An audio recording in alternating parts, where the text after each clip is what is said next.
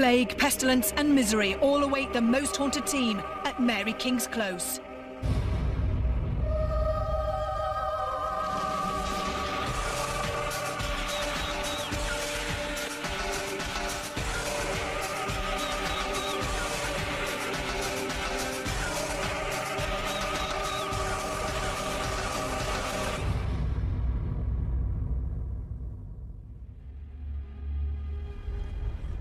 Nestled deep beneath the Royal Mile in Edinburgh, there's a hidden labyrinth of narrow streets and houses. Dark shadows, strange noises, and even apparitions of body parts have been reported here. So scary is this place that some staff members refuse to enter certain areas on their own. With that in mind, we just had to come and investigate Mary King's Close. The area of Mary King's Close was originally a number of streets lined with houses, taverns and shops. Buildings were up to 7 stories high and housed hundreds of Edinburgh's inhabitants. But in 1645, the city was hit by the bubonic plague, and the squalid confines of the close proved a fertile breeding ground for the Black Death. In an attempt to stem the spread of this ravaging disease, city officials quarantined Mary King's Close, and although victims of the plague were cared for, many died in their homes. By the mid-18th century, the council decided to build the Royal Exchange actually on top of the close. Residents left the area and the street became a subterranean underworld, buried for centuries. But the close was recently reopened, allowing its macabre history to be retold. When the plague, the Black Death, came here to Scotland, it was so severe that the Scottish Parliament actually moved from Edinburgh to Stirling to avoid it. Here, hundreds and hundreds of people living in a very small area, obviously infecting each other.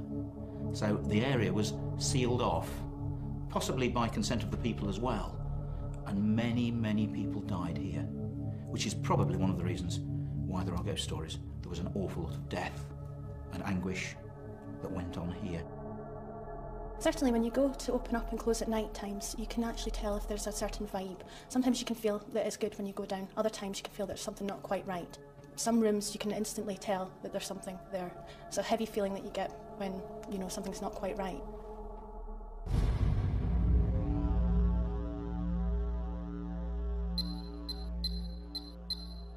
This house is so haunted that some members of staff refuse to enter alone. The ghost of a man just standing and staring has been seen many times before he slowly disappears. Also, dark shadows have been seen and footsteps are often heard. In the Chesney house, the corridor that runs away from the front door towards the back of the building is very long and very quiet and leads nowhere. It's now a dead end, perhaps literally a dead end.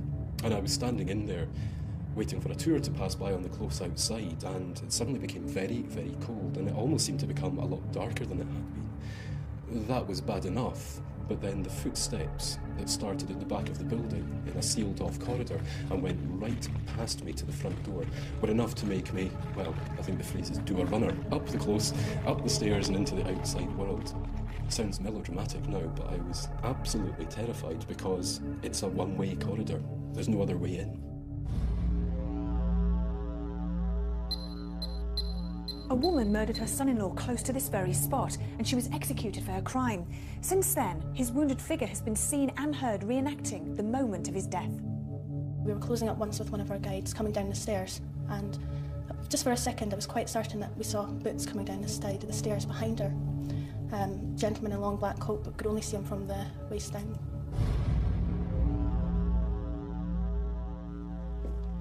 These rooms are arguably the most haunted part of the close. As well as cold spots, phantom voices and dark shadows, the spirit of a little girl has been seen wandering endlessly, trying to find her mother, who apparently left her to die during the plague. She's been seen so many times that guests like to leave toys for her to play with. But is she just waiting on an endless vigil, or are these rooms just old and empty? We have 24 hours to find out.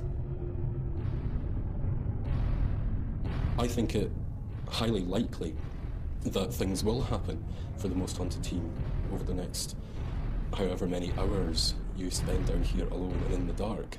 And I'd be very surprised if the spirits of Mary King's Close let you have a quiet night. So Phil, what are your first impressions of Mary King's Close? My first impressions, very, very spooky, dark, especially when all the lights go off, and it makes me very nervous just to be here already in the daytime. It's interesting as well because when we were filming earlier on, when we first came down here, lots of us were having headaches, some of us were feeling a little bit sick. Is this typical of this place? One of the main reasons for that could possibly be due to the fact that this area was subject to marsh gases in the 1600s. So I'm just wondering if any of that is resident now, which could possibly cause headaches and hallucinations. For instance, there was a family that lived here called the Cold Hearts after the plague in 1645, and they saw some really outlandish things like a floating head, a severed arm, headless animals, that kind of thing. So you never know if that's the actual marsh gases playing with people's imaginations. As we descended into the maze of streets which make up the close, the crew began to feel a little apprehensive. We all knew the history of this location and how many people had died within these walls, but the close quarters meant it was also really claustrophobic. It was soon time for psychic Derek Akora to join us on location, and we were ready to start investigating paranormal activity at Mary King's Close.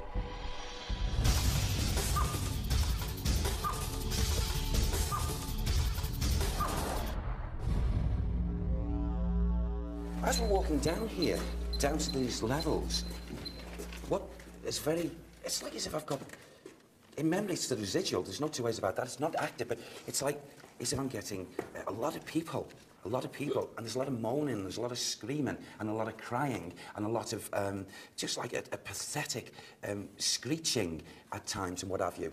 And and it's like as if they're falling down. The stench and the smell is terrible. Yeah. Can you not smell? No. And it sounds like coming up at me from here, from these levels, and coming from down there.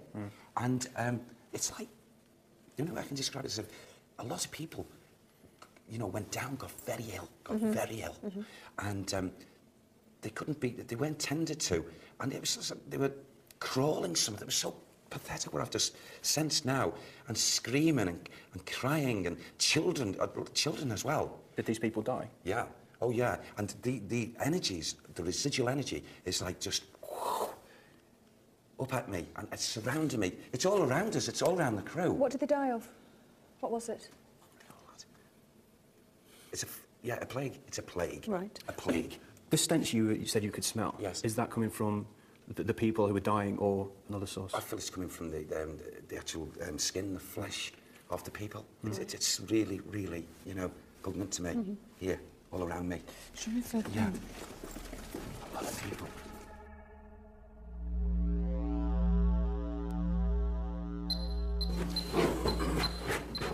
I hate this room. Well, you know, this despair in this room, and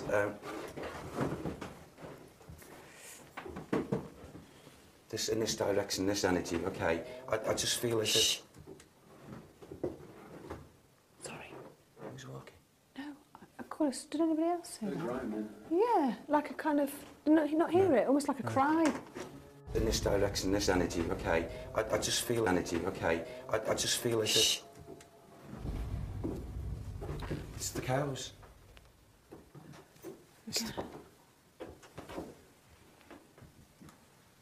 There's cows, there's goats. All their energies are in here.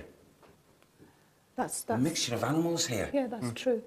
Yeah, that's where they were kept. Keep them in there. Oh, there's a lot of them. Do you want to go in there, or do you want to stay in here?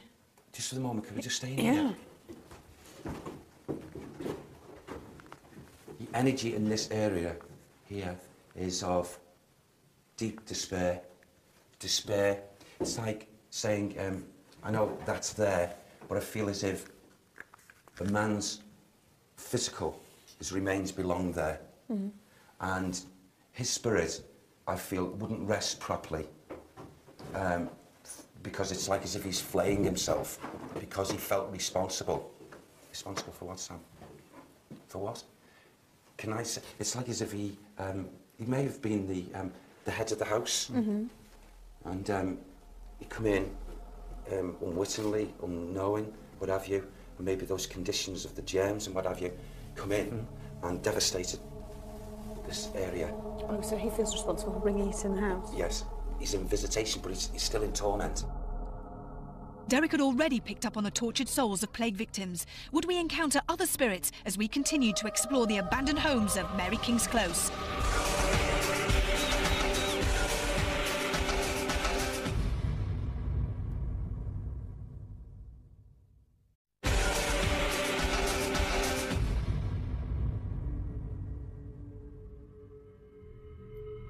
Derek wanted to explore more of the rooms in this network, and it wasn't long before he picked up on the presence of another spirit. Now, I'm very aware of movement and spiritual connection of some form here, and I feel in this area.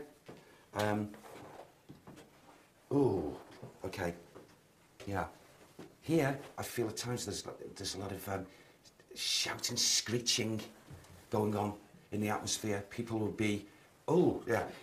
I feel that people who would walk in here like ourselves now, they would probably get a feeling thrown to them, you know, don't come in here, that sort of feeling. Because if you do, you don't know what you're going to face suddenly. And I feel there's a fear, and there's a spirit person who moves down in these areas.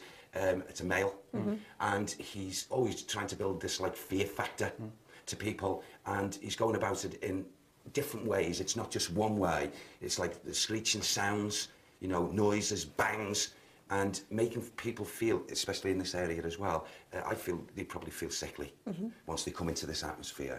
Now, especially going towards this area, more so than there.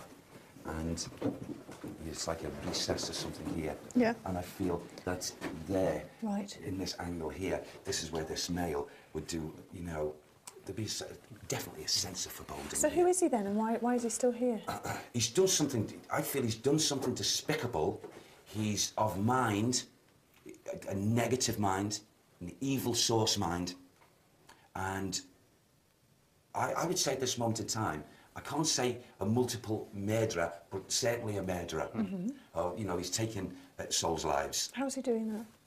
I can't actually pick that yet, but I feel just in this energy here, coming in, not always being here, but so this area could be quiet for, you know, fixed periods, and then suddenly, when he's come in, it's like all hell breaking loose of noise. Is Sam able to give us a name or a possible date for this man? Can you, Sam? Can you give me this? Yes. 1651? 1651. Okay, thanks. Okay, 1651. Okay. But, can I say this? He comes in here, but he doesn't belong here, he doesn't reside here, he didn't reside here. But he comes in. So he didn't live here? I don't feel so, no. No. In this area, I'm getting this, my head swirling here. Your head's swirling? My head's swirling with, and this is not just residual positive or negative energy as we come in here, but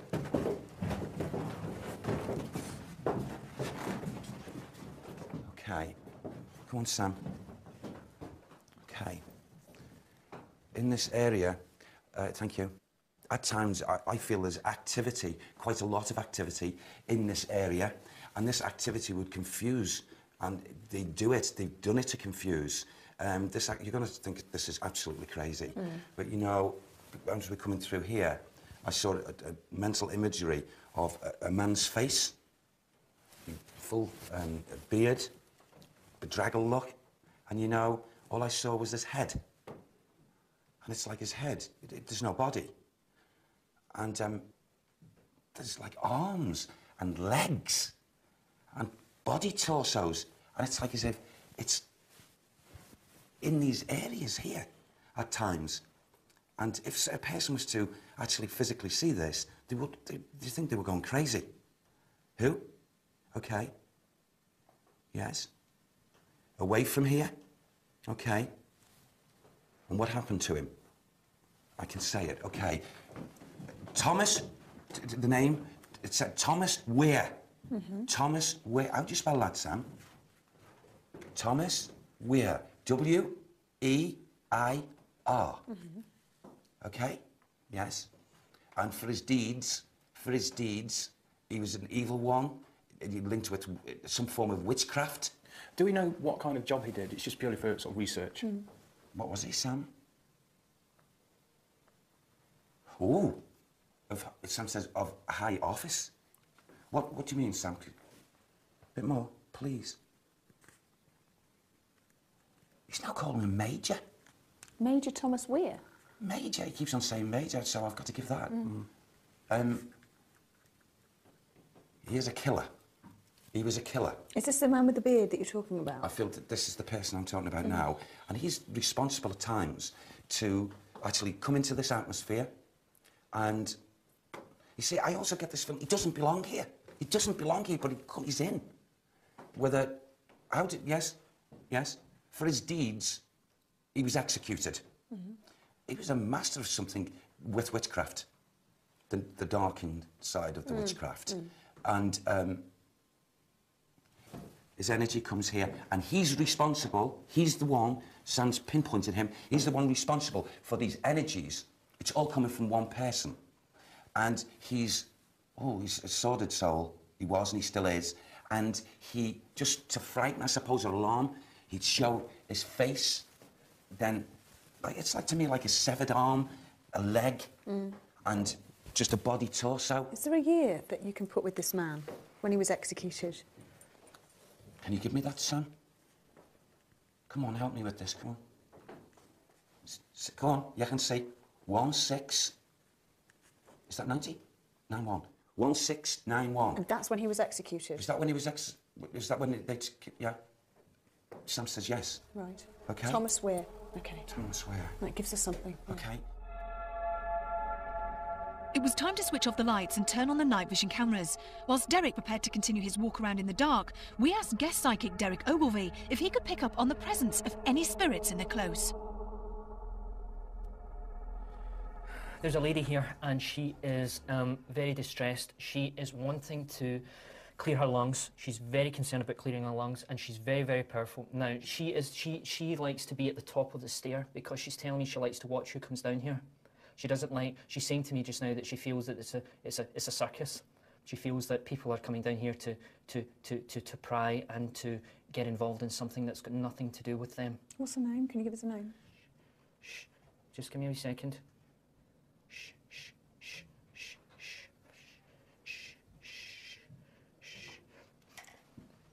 There's something about like Shona or Sheila, right? Now, but when I'm being shown that, it's weird.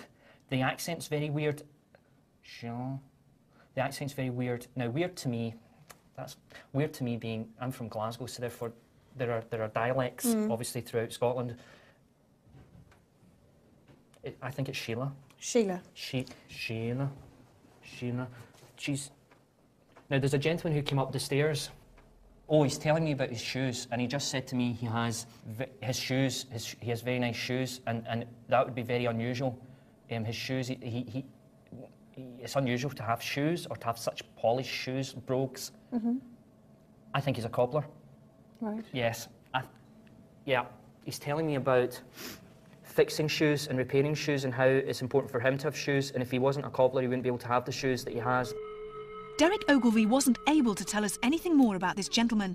However, Derek Okora was keen to continue his walk around and was drawn to Annie's room, where visitors have reported the presence of a small child. Now this, you just couldn't believe the differences of the energies, both residual and activity out there, and we come into this room and I get this most open-hearted little girl. How can she, Sam, how can she be linked in energy when that energy negative is out there? They're on a different level. She is prevented from seeing him. She must have... Oh, bless. What? She goes around and she's in a spirit body. And it's like I wonder, where's my mummy and daddy? Oh. Where's my mummy and daddy? Where's my mummy and daddy?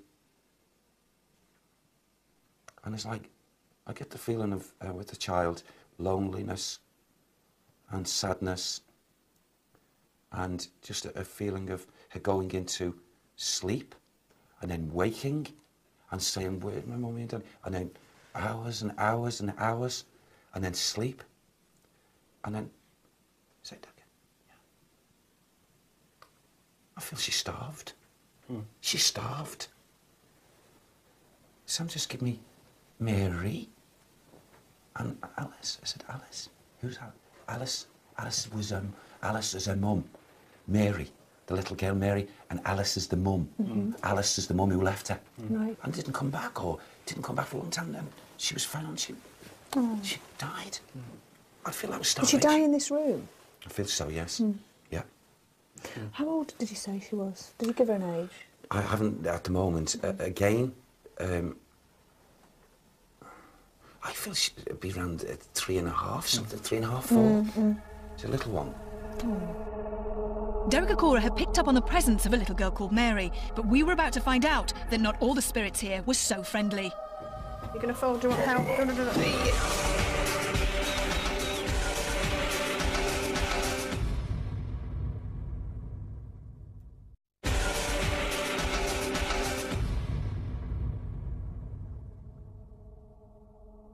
Derek was keen to continue exploring the close and soon picked up on a tragic event.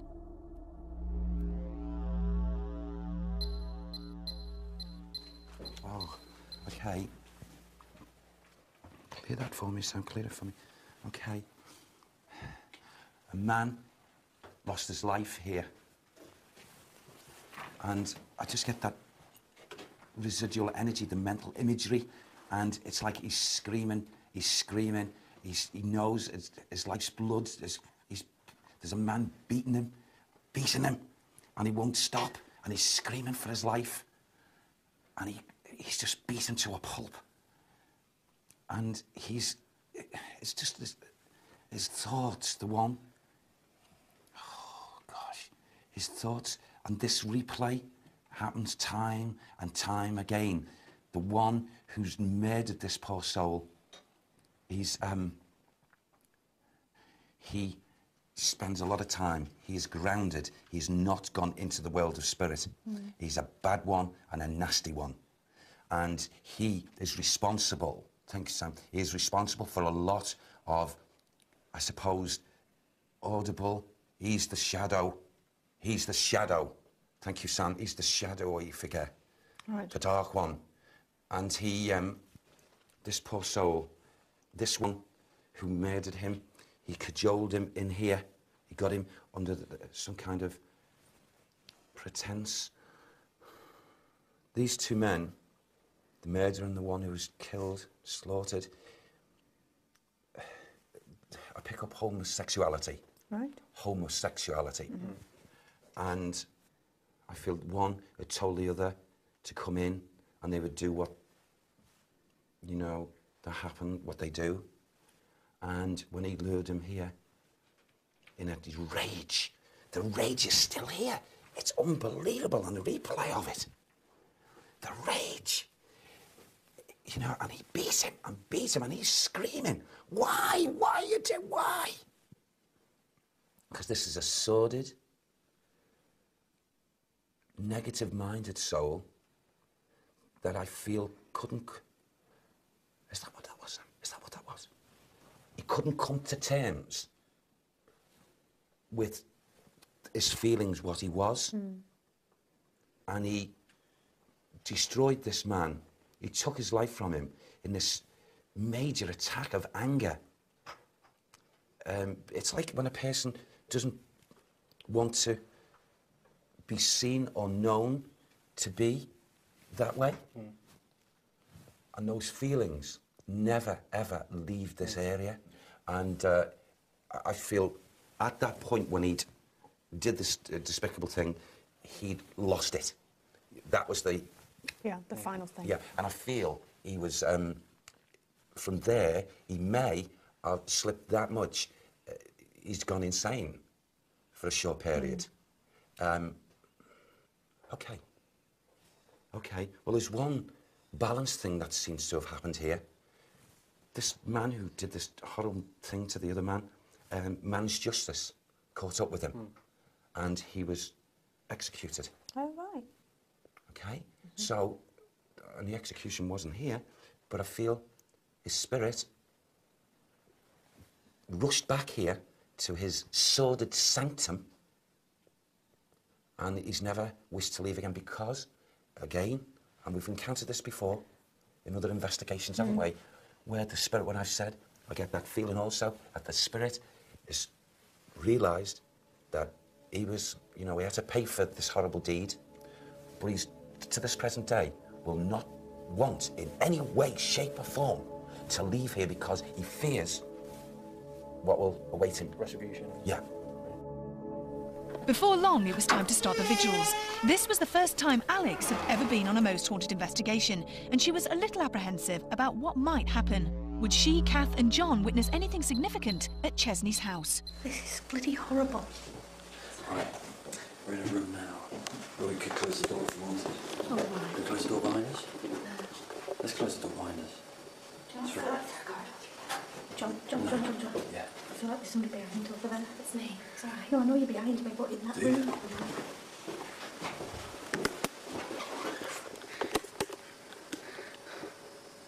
Don't worry, Kath, there's nothing I can see. You keep your camera over there. I seriously felt like there was something really behind me. Really? Yeah, and you know today? Yeah. When I was in here. Yeah. I was in here,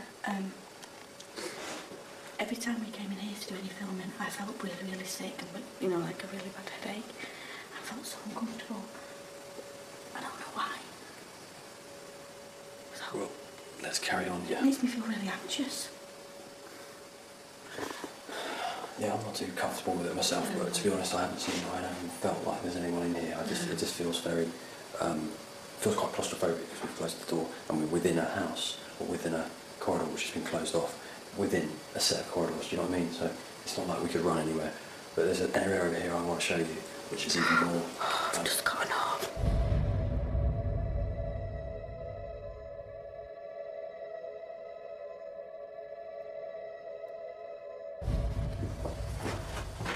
Just behind you is a staircase. Oh, shit. Just behind you is a staircase which goes down, which no one has been down. If you paid me any amount of money, there's no way I would go down there. Because one, is unsafe and you'd probably fall straight through. And secondly, no one knows what the fuck's down there. And do you know what I mean? There could be anything down there. What do you suggest now? Well, we've gone into each corner of the place.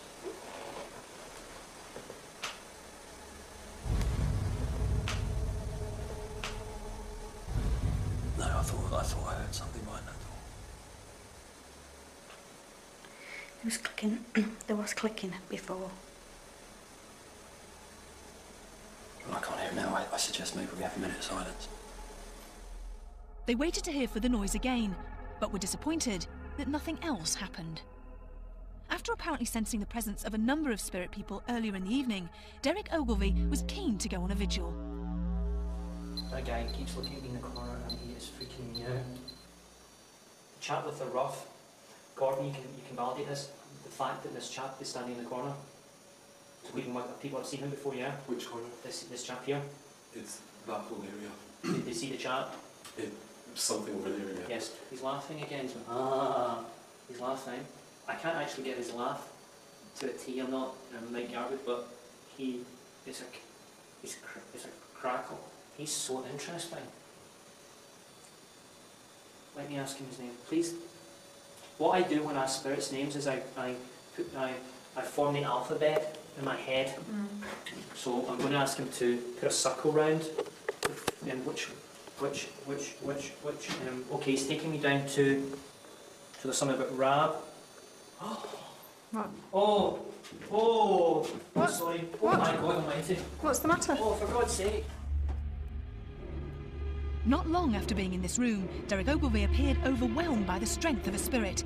The intensity of the experience seemed just too much for him, and he eventually collapsed. Could Derek have experienced the feelings of physical sickness so often reported at the Close? You alright? No, mate. We were shocked that Derek had so quickly been overcome by what seemed to be a spirit, and we had no idea what would happen next.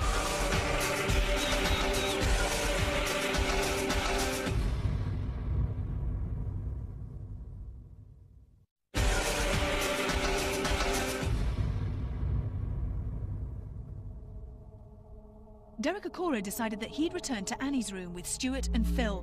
This was the room where he picked up on the spirit of a girl called Mary.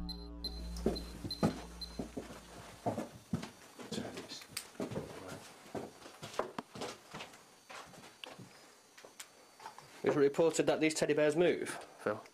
There has been a couple of mentions of things being moved, but nobody's quite sure what does it.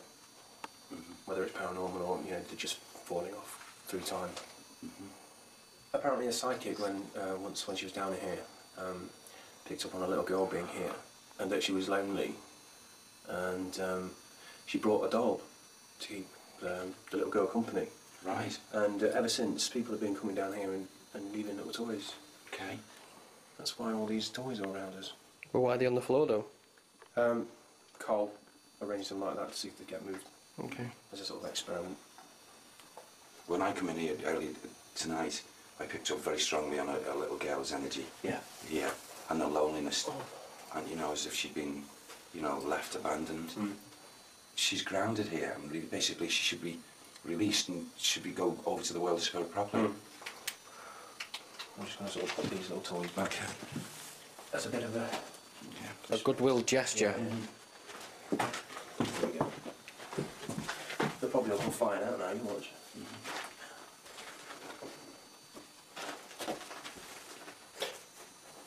Well, one thing's for sure, none of them moved in the time that we're down here. So. That was me, I think. Yeah. Now, just my left ankle there. Yep. Right. Just as you were placing that in, yep. I felt as if I can't say it felt like a hand, but something was rubbing my trouser and my ankle. Just, you know, across the bottom there, and it was done gently. Right. It could be her energy. It could be her. Could the spirit of a little girl have been trying to communicate with Derek? Although they waited for some time, no other activity was reported. After this, Richard, Carl, Tom, John and myself decided to head back out into the close to see if any entities would make themselves known to us. As we headed towards Chesney's house, Carl discovered a dark, narrow tunnel that he was keen to explore.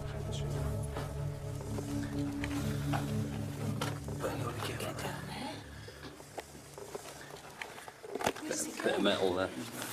Stick a head through first. Take Richard's big torch, Carl. Huh? Take Richard's big torch.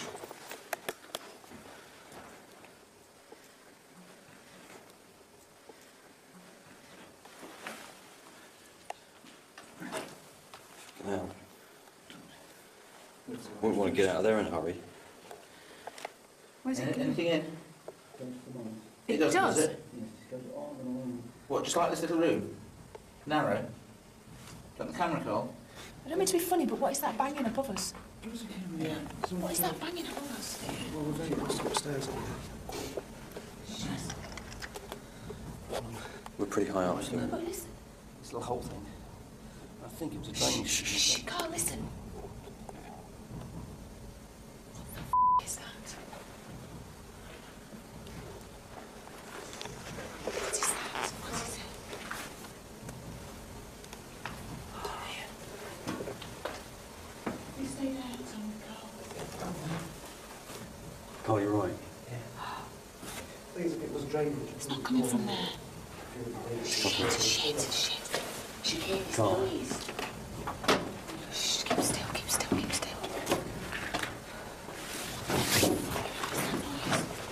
Listen to this noise, Carl. I hear a noise and leave me down in that f***ing drain.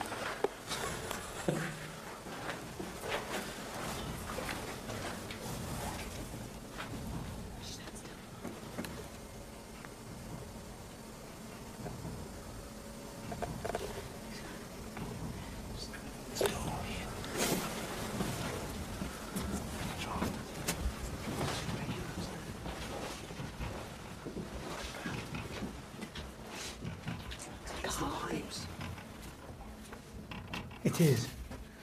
A movie. They're actually moving. Don't know, something going through them, isn't it? Good counsel on that. You didn't hear that before. Well, No, I'll tell you what, that's consistent, isn't it? I mean, that's like a motor. That's like It is. It's not like. Do you know what I mean? It's not. It's not supernatural. It can only be natural. That. Oh, it's not paranormal.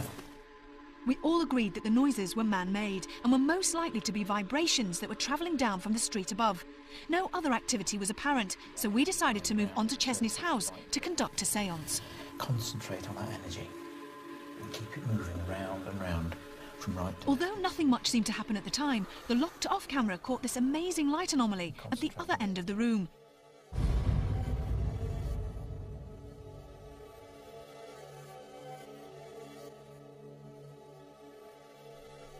Although still new to this, Alex was keen to go on another vigil and set off with Carl, Stuart and Tom to Annie's room.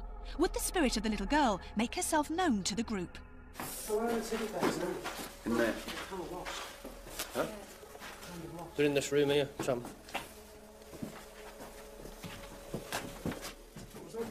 Fuck! Oh, I'm not kidding No, you. I did. Where's I did that teddy bear? It just came. I did hear something then as well. It actually was here, and it just I went actually across saw my that. face. No. Yeah, it did. I swear. I absolutely swear I saw that. I've got a fucking... So, Tom, what happened? I wasn't even in the room, so... Right, I was walking in, and I was standing about here, and there's a tiny little teddy bear, and it just flew right in front of my face, and just landed on the floor. No, I can't explain it. That was just too freaky. Too freaky. Alex, did you see anything? I heard something. I heard a thud. I must admit, I heard a thud myself, but I didn't. I've heard so many noises. What sounded like a kind of noise. Oh my... That is just too weird. What's your initial impression of it? I feel really, really scared to the point where I actually don't want to look around the room. I mean, I saw it. I mean, I saw it before I heard it. Before it hit the ground, I saw it. Can I ask a stupid question, Tom? It's really black in here, isn't it? But I had my torch on. Oh, did you? Oh, right. Because it was so dark. We walked in here, and there's nothing in here to give any light. So I had my torch on for safety reasons, so I could see where my feet were, and I saw the teddy bear.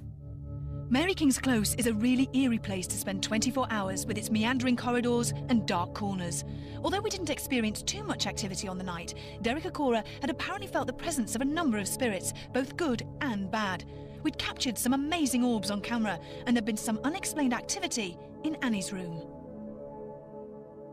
When I arrived, I knew that a place with such history, hundreds and hundreds of years of whole families living, existing and of course dying in that area, that it was bound to be haunted in some way. As usual, I was really looking forward to doing the investigation at Mary King's Close. During the day when I walked around, I really got a feel for how sombre the place is and how those people lived and died down there during the 1600s. Thomas Weir. W-E-I-R. Some of the things that Derek came up with, I'm not so sure about. He mentioned a famous male witch, but unfortunately he had absolutely nothing that we know of to do with Mary King's Close. Could have done. His sister may have lived there for all I know. Don't know. So, to be quite honest with you, the vast majority of what Derek came up with, I don't think we can either prove or disprove. Overall, although I witnessed little paranormal activity myself, I do feel that there is something strange lurking around Mary King's Close that would warrant future investigations. In a network like Mary King's Close, there are going to be lots of natural explanations for experiences that people may have, and also eyewitness testimony reports of apparitions and just a general sense of presence. Those things are infrasound, fluctuations in local magnetic fields, also other environmental explanations like drop in temperature, drafts and that sort of thing. There are a lot of explanations for orbs. Unfortunately, in this sort of environment where there's a lot of dust on the floor, then you're going to get dust particles kicked up from members of the crew. In addition to that, because of the location of Mary King's Close, under the Royal Mile and under other streets where there's a lot of traffic, you may get instances where the traffic dislodge dust particles and other sort of particles from the ceiling, and then light captures that, and then you get orbs. There's a tiny little teddy bear, and it just flew right in front of my face, and just landed on the floor. The incident with the teddy bear was fascinating, because if we take Tom's report on face value, it's a paranormal object. It's something that apparently flew of its own accord. However, a scientist would have to query this eyewitness testimony and say, we don't have the object flying on film, we don't know if the object was there on the floor beforehand. Mary King's Close had been buried from the public for centuries, and maybe some of its previous inhabitants liked it that way. Until the next time, sleep tight.